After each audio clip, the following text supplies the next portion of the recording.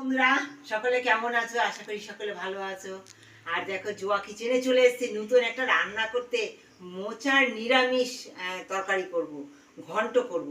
তার জন্য দেখো নিরামিষ ঘন্ট করার জন্য আমি মোচা কেটে সেদ্ধ বসিয়ে দিয়েছি।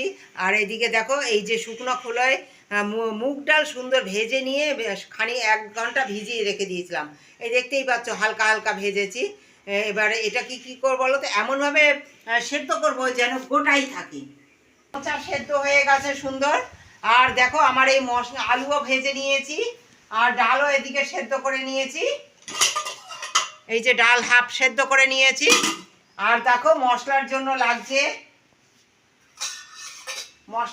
লাগছে একদম নিরামিষভাবে করবো যেহেতু, তাই আদা বাটা আর ধনে জিরের গুঁড়ো আর সামান্য লঙ্কার গুঁড়ো, হলুদ, নুন, চিনি আর এই যে গরম মশলা ফোড়ন, আর সামান্য দেখো 1 চিমটি পোস্ত চালমগজ এই বাটা রেখেছি, এই দিয়ে দেবো।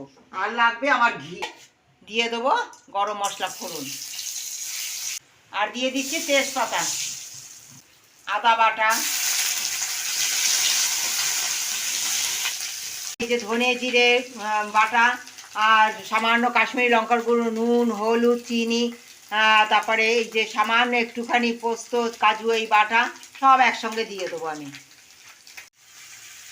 জল দিয়ে দেবো, একটু জল দিয়ে সুন্দর মশলাটা কষাবো। দেখো বন্ধুরা সুন্দর তেল ছেড়ে দিয়েছে, একদম সামান্য মশলায়, অথচ দারুণ হবে খেতে। এই দেখো একটু চীনা বাদাম, কাজু এইসব একটু ভেঙে হামানদিস্তায় ভেঙে রেখে দিয়েছিলাম, এই দিয়ে দেবো এখন। দিয়ে মোচাটা দিয়ে সব কিছু দিয়ে একটু কষাবো। ভাজা আলু, সেদ্ধ করা ডাল সব কিছু দিয়ে সুন্দর একটু কষিয়ে নেব। কষিয়ে নিয়েছি, নেওয়ার পর দেখো আমি একটু গরম জল দিয়ে দিচ্ছি এতে। বন্ধুরা সুন্দর নিরামিষ মোচার ঘন্ট আমার প্রায় একদম শেষের পর্যায়ে। এবার আমি দিয়ে দিয়েছি এই যে বাদাম থেতো করে রেখেছি, এই চিনি আর সামান্য একটুখানি গরম মশলা, ঘি।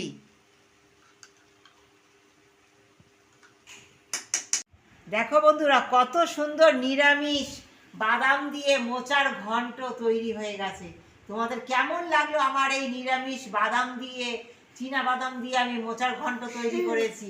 তোমাদের যদি ভালো লাগে অবশ্যই একবার ট্রাই করো, আর আমার পাশে থেকে এইভাবে সমস্ত দিন আমাকে সাহস এবং শক্তি জুগিয়েও ভালোবাসা দিয়ে লাইক, শেয়ার এবং সাবস্ক্রাইব।